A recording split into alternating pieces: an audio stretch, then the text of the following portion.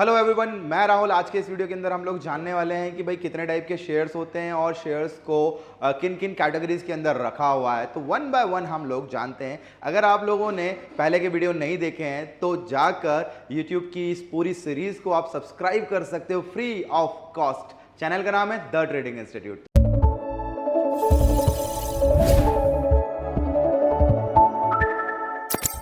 तो चलिए आज शुरू करते हैं हम लोग। लास्ट हमारा जो वीडियो था वो था इक्विटी कैश सेगमेंट क्या होता है।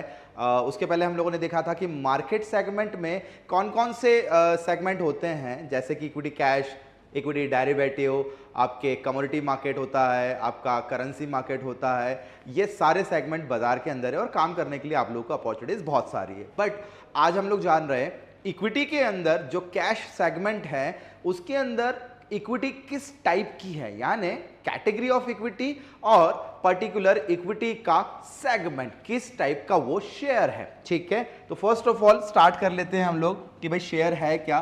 Share is a part of ownership. ठीक है, सिंपल सी बात है। आप लोगों को कंपनी, ठीक है, कंपनी क्या करती है, कंपनी आप लोगों को आईपीओ के रूप में सिक्योरिटी ऑफर कर रही है। ठीक है, अब ये सिक्योरिटी जो है, ये सिक्योरिटी कैसी है, ये सिक्योरिटी ऑनरशिप की है। अब इसी आईपीओ के रूप में आप इसको अप्लाई करते हो और आप जैसे बहुत सारे लोग इन सिक्योरिटीज़ को एनएससी या बीएससी से जाके आप लोग खरीद लेते हो। ठीक है, इसी इक्विटी को हम लोग बोलते हैं शेयर।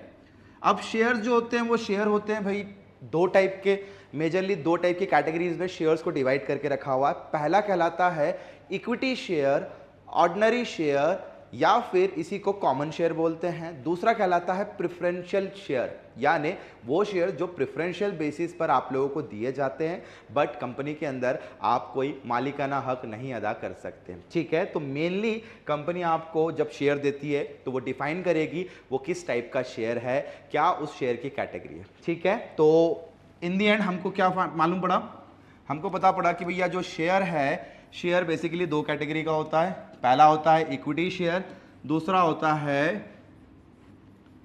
Preferential share. ठीक है, इक्विटी शेयर ऑनरशिप शो करता है, ठीक है, और प्रेफरेंशियल शेयर्स क्या है, जस्ट एक टाइप का डेड इंस्ट्रूमेंट है कंपनी के लिए।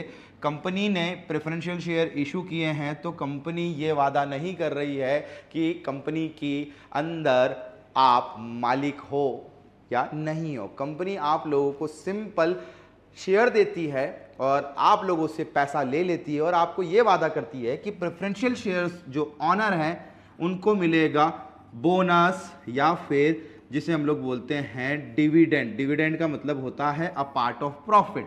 ठीक है, प्रेफरेंशियल शेयर्स वो शेयर ओनर हैं जो कंपनी को पैसा देते हैं, एक टाइप से उधार देते हैं, और कंपनी हर 3-3 महीने में जब भी क्वार्टरली रिजल्ट्स आते हैं तो कंपनी उन्हें बोनस के रूप में शेयर दे देती है या फिर कंपनी उनको डिविडेंड दे देती है। तो ये दो चीज़ें आप लोगों को देखना ज़रूरी है। जब भी आईपीओ आता है तो वो प्रेफरेंशियल बेसिस पर आ रहा है या फिर वो इक्विटी बेसिस पर आ रहा है। अब इक्विटी की बात करते हैं तो इक्विटी में आप बनते हो मालिक, और मालिक को क्या होता है, प्रॉफिट एंड लॉस। किसी कंपनी के शेयर के अंदर आप डायरेक्ट ऑनर बन गए हो, राइट्स आपको बहुत सारे मिलेंगे, यानी आपको डिविडेंड भी मिलेगा, बोनस भी मिलेगा और तमाम शेयर्स के ऊपर जो कॉर्पोरेट एक्शंस होती है उसका फायदा भी मिलने वाला है। बट सबसे पहले आप लोगों को मिलेगा प्रॉफिट एंड लॉस। ये डायरेक्ट इंपैक्ट पड़ता है क्योंकि आप ऑनर हैं, ऑनर प्रॉफिट भी जल्दी लेगा और लॉस भी जल्दी लेगा। बट अगर प्रेफरेंशियल बेसिस पर देखा जाए तो प्रेफरेंशियल ओनर केवल और केवल प्रॉफिट में पार्टनर है, लॉस के अंदर पार्टनर नहीं है। अगर कंपनी बैंकरप्ट हो जाती है तो सबसे पहले प्रेफरेंशियल शेयर्स को बाहर किया जाएगा, उसके बाद में आखिरी में जो ऑनर्स के हाथ में बचेगा वो डिस्ट्रीब्यूट हो जाएगा इक्विटी शेयर वालों के पास में। यानी प्रॉफिट में हम लोग पहले प्रॉफिट ले लेते हैं और लॉस में भी हम लोग लॉस पहले ले लेते हैं। बट सेफ्टी के हिसाब से देखा जाए तो प्रेफरेंशियल शेयर्स को एक टाइप का बोनस और डिविडेंड देकर उन शेयर्स के अंदर रोका जाता है। तो बेसिकली हम लोग जो स्टॉक मार्केट यानी एनएससी और बीएससी के अंदर जो शेयर्स खरीदते हैं, ज़्यादातर कंपनी जब आईपीओ लेकर आती है तो वो आईपीओ इक्विटी शेयर होते हैं और इक्विटी शेयर के अंदर भी ज़्यादातर कंपनीज को 3 कैटेगरी में डिवाइड करके रखा हुआ है। ठीक है, अब मैं बात कर रहा हूँ इक्विटी के अंदर 3 basic category, large cap share, दूसरी आती है मिड कैप शेयर और तीसरी आ जाती है आपके small cap shares. Large cap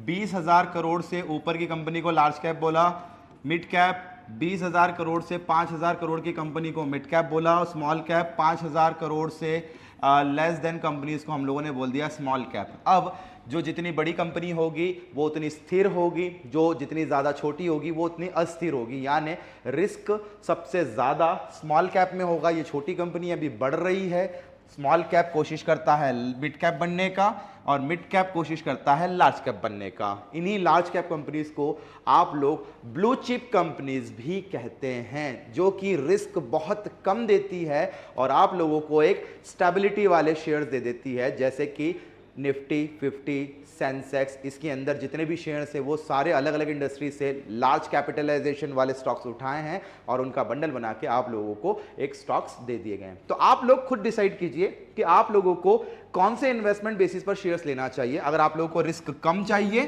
कुछ भी रिस्क नहीं चाहिए, तो लार्ज कैप रिस्क थोड़ा सा मेंटेन कर सकते हैं मिड कैप, और रिस्क और ज्यादा ले सकते हैं तो small cap. According to your risk and reward ratio आपको इक्विटी शेयर की कैटेगरी को चूज करना चाहिए। यहां तक तो ये शेयर्स को 3 मेजर स्लैब्स में डिवाइड कर दिया, बड़ी कंपनी, उससे छोटी, उससे छोटी। अब बात आती है कि भाई इन शेयर्स के अंदर भी बहुत सारी कैटेगरी होगी, हर शेयर अपने टाइप का एक अलग शेयर है। तो यहां पर अब हम लोग देख लेते हैं कि टाइप ऑफ शेयर्स या कैटेगरी ऑफ शेयर्स कितने में डिवाइडेड, ठीक है। जितने भी बिग कंपनीज के शेयर्स हैं, बिग या फिर लार्ज कैप बोल दीजिए, लार्ज कैप के शेयर्स को हम लोग बोलते हैं ए कैटेगरी के शेयर्स। ए कैटेगरी के शेयर्स ये वो कंपनीज हैं जो अच्छी है। उसके बाद में आता है बी कैटेगरी, बी के अंदर ही B1, B2 कैटेगरी आ जाती है, ये थोड़े से उनसे छोटे शेयर्स हैं, ठीक है। उसके बाद में और छोटे शेयर्स पे जाना हो तो S category, SM category, small या स्मॉल मीडियम, ठीक है, या फिर M कैटेगरी, ठीक है, ये थोड़े से स्मॉल कैटेगरी के शेयर्स हैं। और नीचे जाएंगे तो आपको X, T या फिर T कैटेगरी के शेयर्स, ये वो शेयर्स है जिनको रेगुलर ट्रेड नहीं किया जा सकता है, या फिर जब कंपनी कोई रूल्स का वायलेशन करती है तो NSE और BSE को सर्कुलर जारी करके रखा है कि कंपनी को ब्लैक लिस्ट कर दिया जाए, बाजार से ट्रेड करने की अनुमति ना दी जाए। ऐसी कंपनीज को NSE और BSE ने Z कैटेगरी के अंदर डाल के रखा हुआ है। Z बोले तो रूल्स का वायलेशन करने वाली कंपनी को ब्लैक लिस्ट कर दिया है, Z कैटेगरी यानी ब्लैक लिस्टेड कंपनी, ठीक है। इन कंपनीज के अंदर ट्रेडिंग नहीं होती है जब तक ये उसका एक्सप्लेनेशन नहीं देते हैं NSE, BSE या सेबी को, तब तक इनके अंदर ट्रेडिंग बंद रहती है, ठीक है। तो सबसे बढ़िया शेयर्स इसके अंदर जो रेगुलर ट्रेडिंग करने के लिए होते हैं वो होते हैं ए कैटेगरी के। ए कैटेगरी को ही हम लोगों ने बोल दिया लार्ज कैप शेयर्स, ठीक है। बी कैटेगरी को हम लोग मिड कैप शेयर्स बोल दीजिए, और एस कैटेगरी को आप लोग बोल दीजिए स्मॉल कैप, और उससे नीचे जितने भी हैं X, XT, T या XD, ये सारे हो गए पैनी स्टॉक्स, ठीक है। पैनी स्टॉक्स भी आप लोगों ने सुना होगा, जिनकी कीमत ज्यादातर 10 रुपए से कम होती है, उन स्टॉक्स को हम लोग पैनी स्टॉक्स बोलते हैं। लेकिन ऐसे बहुत सारे स्टॉक्स हैं जो पैनी से लार्ज कैप भी बने हैं, पैनी से मिड और पैनी से स्मॉल कैप भी बन चुके हैं। तो आप लोगों को शेयर खरीदते वक्त ये पता होना चाहिए कि शेयर किस कैटेगरी का है, किस स्लैब में बिलोंग करता है, और उस शेयर्स के अंदर कोई रिस्ट्रिक्शंस तो नहीं है, कोई शेयर्स ब्लैकलिस्टेड तो नहीं है, NSE और BSE ने इन्हें कोई सजा तो नहीं दे दी, इनको ट्रेडिंग से रोक तो नहीं दिया गया। ये सारी चीज़ें आप लोगों को देखना पड़ेगी। और ज़्यादातर आप लोग जब ट्रेड की शुरुआत करते हैं तो लार्ज कैप कंपनी से अपने करियर की शुरुआत करें, क्योंकि रिस्क भी कम है और रिवॉर्ड भी कम मिलेगा और बाजार को समझना और भी आसान हो जाएगा। इस वीडियो के अंदर इतना ही। आने वाले वीडियो के अंदर मैं आप लोगों को बताऊंगा कि कौन कौन सी सजाएं स्टॉक मार्केट के अंदर किसी शेयर को दी जाती है, वो भी इक्विटी कैश सेगमेंट के अंदर। अगर किसी गलती से आप फंस गए हो, वो शेयर्स ना बिक रहा है, ना उस शेयर्स को खरीद पा रहे हो, तो उसके पीछे भी कोई वजह होती है। तो देखते हैं अगले वीडियो के अंदर। स्टे ट्यून, चैनल को लाइक, सब्सक्राइब, शेयर करना बिल्कुल मत भूलिए। जय हिंद।